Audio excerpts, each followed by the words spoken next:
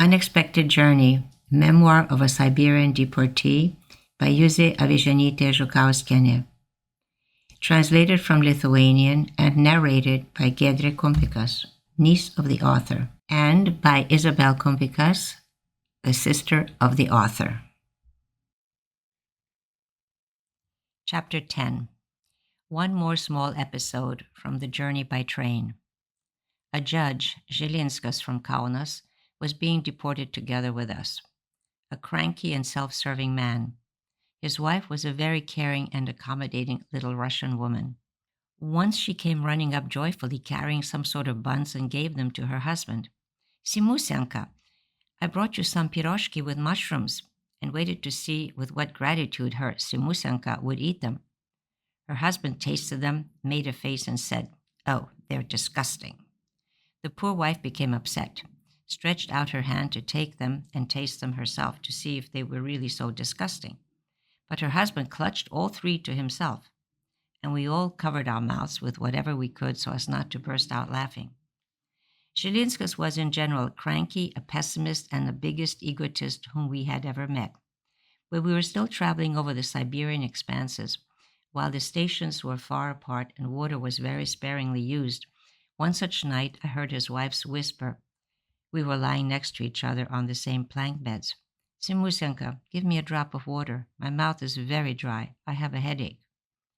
"Get away, I won't give you any," came the harsh reply, and her husband hid the bottle under his pillow.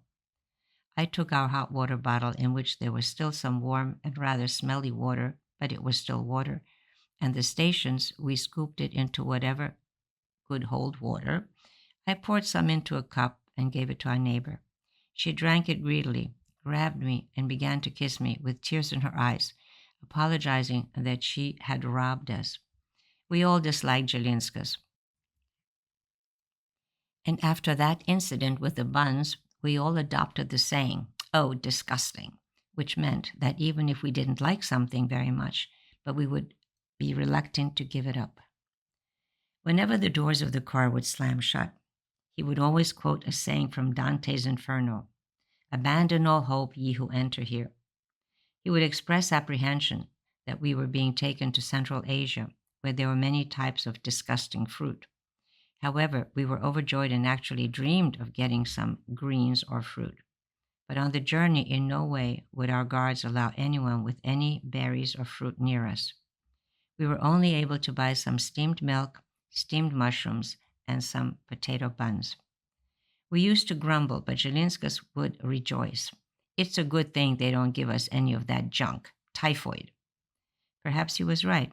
Under these circumstances, everything was possible, not excluding even typhoid. In our car throughout the whole trip, thank God no one fell sick, only I was still suffering from my bladder inflammation.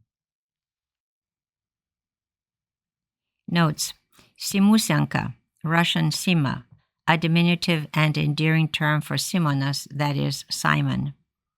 Piroshki, buns filled either with meat, cheese, or mushrooms.